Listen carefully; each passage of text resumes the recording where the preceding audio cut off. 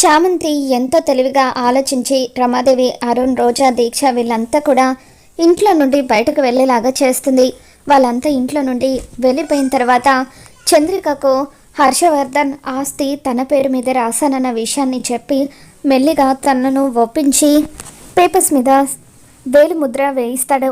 ఇక దాంతో హర్షవర్ధన్ చామంతికి సైగ చేయగానే చామంతి రామాదేవి వాళ్ళ దగ్గరకు వచ్చి, అయ్యో అమ్మగారు, వీళ్ళు మిమ్మల్ని ఆపేశారా అంటూ, రేయ్ అసలు నేను మీకు ఏం చెప్పానురా, ఎంట్రీ పాస్ లేకుండా లోపలికి రానివ్వద్దని చెప్పింది బయట వాళ్ళను, కానీ వీళ్ళు ఈ ఇంట్లో మనుషులే, ఆవిడ మా అయ్యగారి భార్య అని చెప్పి చామంతి అంటూ ఉంటే, ఏం నటిస్తున్నావే, ఇప్పటి వరకు మమ్మల్ని లోపలికి రానివ్వద్దని నువ్వే వాళ్ళకు చెప్పి మళ్ళీ ఇప్పుడు నువ్వే ఏమీ తెలియనట్టుగా మాట్లాడుతున్నావా అని చెప్పి రామాదేవి అంటూ ఉంటుంది. అయ్యో అమ్మగారు, మీరు పొరబడుతున్నారు, అయ్యగారు స్ట్రిక్ట్గా చెప్పారు కదా ఎవరిని ఎంట్రీ పాస్ లేకుండా లోపలికి రానివ్వద్దని, అదే విషయం గురించి వీళ్ళకి చెప్పాను, అసలు మీరు బయటకు ఎప్పుడు వెళ్ళారో కూడా నాకు తెలీదు అని చెప్పి చామంతి అంటూ ఉంటుంది.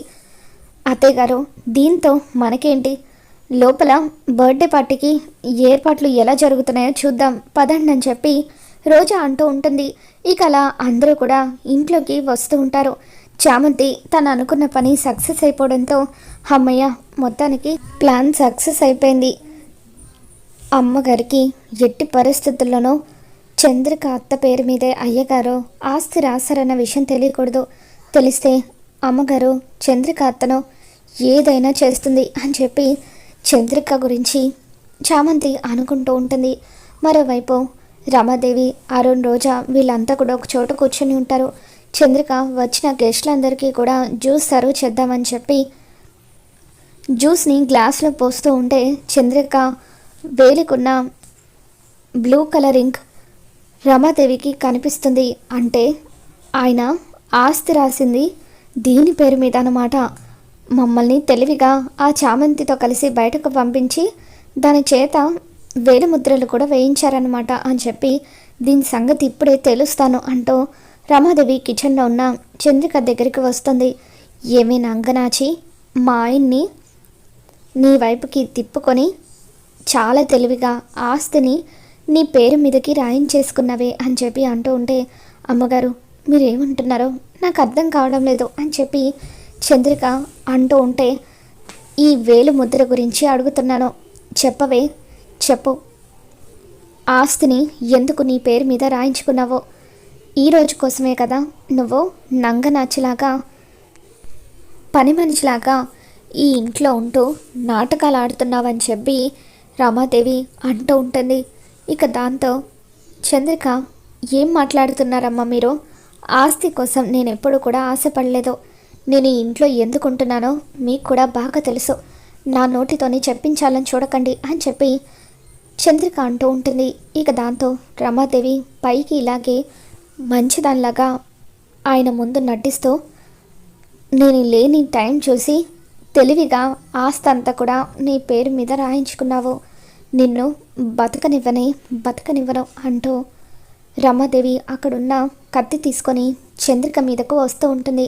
అలా చంద్రికని పొడవబోతూ ఉంటే అమ్మగారు అంటూ అక్కడికి వచ్చిన చామంతి గట్టిగా అరుస్తుంది.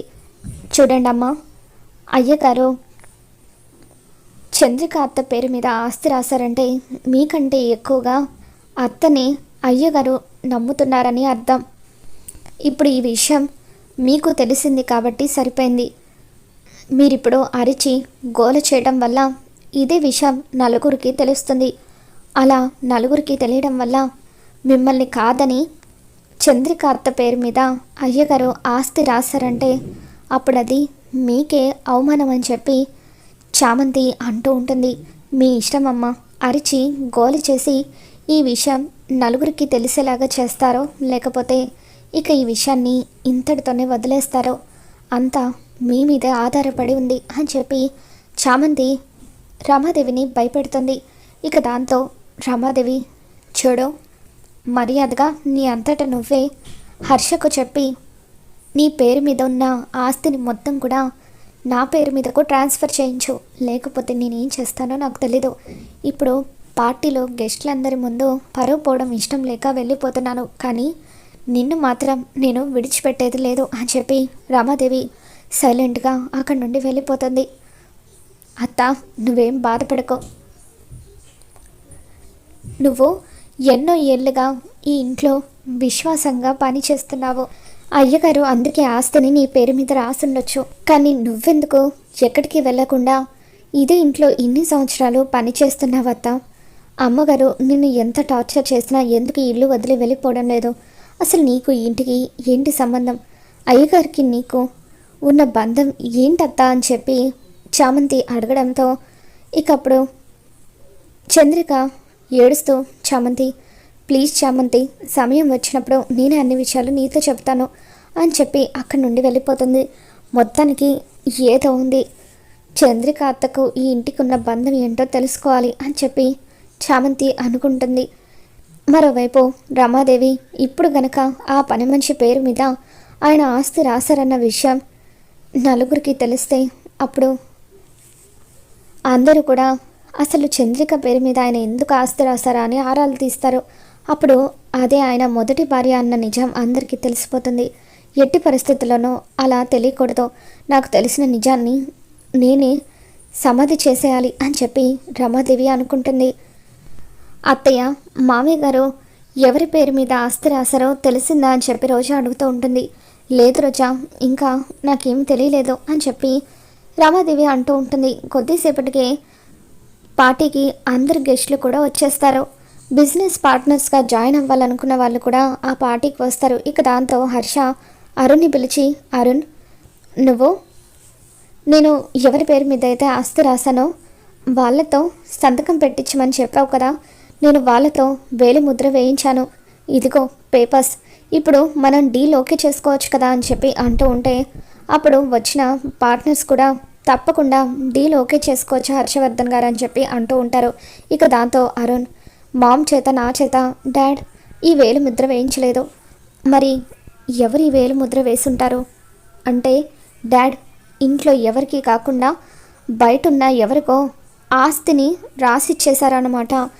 ఎవరి పేరు మీద రాసుంటారో సంతకం చేస్తుంటే తెలుసుకోవడం ఈజీ అయ్యేది, కానీ వేలు ముద్ర కాబట్టి తెలుసుకోవడం కష్టమే అని చెప్పి అరుణ్ మనసులో అనుకుంటూ ఉంటాడు. ఇకప్పుడు రోజా కూడా మనసులో, ఈ మామయ్య మా పేరు మీద ఆస్తి రాయకుండా వేరే ఎవరి పేరు మీదనో ఆస్తి రాశాడంటే మామూలుడు కాదు. ఒకవేళ ఈయనకు సెకండ్ సెటప్ ఏమైనా ఉండుంటుందా, ఆవిడకి ఆస్తి మొత్తం రాసిచ్చేసి ఉంటారా అని చెప్పి ఎలాగైనా సరే తనతోనే పార్టీలో నిజం కక్కించాలనుకొని జ్యూస్లో ఒక మందు కలుపుతుంది. వెయిటర్కి ఆ జ్యూస్ ఇస్తూ, చూడు ఈ జ్యూస్ తీసుకువెళ్ళి మా మామయ్య గారికి ఇవ్వు అని అంటూ ఉంటే వెయిటర్ జ్యూస్ తీసుకువచ్చి హర్షవర్ధన్కి ఇస్తూ ఉంటాడు. ఇక అంతకంటే ముందే చామంతి ఇదంతా కూడా అబ్జర్వ్ చేస్తూ కావాలని రోజా ప్లాన్ని రోజాకి తిప్పికొట్టడం కోసమని తను మందు కలిపిన జ్యూస్ని రోజాకి ఇవ్వమని చామంతి వెయిటర్కి చెప్పడంతో వెయిటర్ వచ్చి రోజాకి అదే జ్యూస్ని ఇస్తాడు. రోజా అది మరొక జ్యూస్ అనుకొని ఆ జ్యూస్ని తాగేస్తూ ఉంటుంది. మరోవైపు హర్షవర్ధన్ కూడా జ్యూస్ తాగుతూ ఉంటే, తాగండి మావయ్య తాగండి, కాసేపట్లో నేను కలిపిన పౌడర్ వల్ల మీ మనసులో ఉన్న నిజాలన్నీ కూడా బయటకు కక్కేస్తారు అని చెప్పి రోజా అంటూ ఉంటుంది. ఇక అలా రోజా ఆ పౌడర్ కలిపిన జ్యూస్ తాగిన కొద్దిసేపటికే తనకు మత్తుగా అనిపిస్తూ ఉంటుంది. ఇక వచ్చి డీజే పెట్టండి అంటూ తాగిన వాళ్ళు తూలుతున్నట్టుగా మత్తులో తూలుతూ డ్యాన్స్ చేస్తూ ఉంటుంది. ఆ తర్వాత రోజా నిజాలన్నీ కూడా బయట పెడుతూ ఉంటుంది.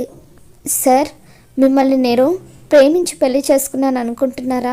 కాదు, కేవలం మీ ఆస్తి కోసమే నేను ఇంటికి మహారాణి అవ్వచ్చని మిమ్మల్ని పెళ్లి చేసుకున్నాను అని చెప్పి రోజా మాట్లాడుతూ ఉంటే ఇకప్పుడు అందరూ కూడా షాకింగ్గా చూస్తూ ఉంటారు. చామంతి పరిగెత్తుకుంటూ రోజా దగ్గరకు వచ్చి, అమ్మగారు రండి అమ్మగారు అని చెప్పి అంటూ ఉంటే, ఆపవే నన్ను, ఈరోజు నాకు నచ్చినట్టుగా డ్యాన్స్ చేస్తాను, నన్ను ఎవరూ కూడా ఆపలేరు అని చెప్పి, ఇదెవరో తెలుసా? నా చెల్లెలు, నా సొంత చెల్లెలు. నేను ఇది ఆ రామచంద్రయ్యకు పుట్టాము, కానీ ఆ రామచంద్రయ్య మర్డర్ కేసులో ప్రస్తుతం జైల్లో ఉన్నాడు అని చెప్పి రోజా వచ్చిన గెస్ట్లందరి ముందు కూడా చామంతి తన సొంత చెల్లెలని రామచంద్రయ్య తన కన్న తండ్రి అని చెప్పేస్తుంది. ఇక దాంతో ఇదంతా చూస్తున్న అరుణ్ ఉగ్ర రూపంతో రోజా దగ్గరికి పరిగెత్తుకుంటూ వచ్చి రోజా చెంప పగలగొడతాడు. సార్, ఏంటి సార్ నన్ను కొడుతున్నారు అని చెప్పి రోజా అంటూ ఉంటుంది. ఆ మాటకొస్తే ఇది నా చెల్లెలు ఈ ఇంట్లో పని మనిషిగా చేస్తుంది. ఇది కూడా ప్రేమ్ని ప్రేమించింది కదా, మరి నేను చేసింది తప్పైతే ఇది చేసింది కూడా తప్పే కదా అని చెప్పి అలా రోజా హర్షవర్ధన్ ముందే చామంతి ప్రేమ్ ఇద్దరూ ప్రేమించుకున్నారన్న విషయాన్ని బయట పెట్టేస్తుంది. ఇక దాంతో హర్ష ఒక్కసారిగా షాక్ అవుతాడు. రే ప్రేమ్, రోజా చెప్పేది నిజమా? నువ్వు ప్రేమించిన అమ్మాయి చామంతినా అని చెప్పి అంటూ ఉంటే అవును నాన్న అని చెప్పి ప్రేమ్ అంటూ ఉంటాడు. ఇక దాంతో హర్ష, ఇన్ని రోజులు ఈ విషయం నాతో ఎందుకు చెప్పలేదురా? నువ్వు ప్రేమించింది చామంతినని ఒక్క మాట నాతో చెప్పుంటే మీ ఇద్దరికి దగ్గరుండి నేనే పెళ్లి జరిపించేవాడిని కదా అని చెప్పి హర్ష అంటూ ఉంటాడు. ఇక దాంతో స్టాప్ ఇట్ హర్ష అని చెప్పి రమాదేవి అరుస్తూ ఉంటుంది.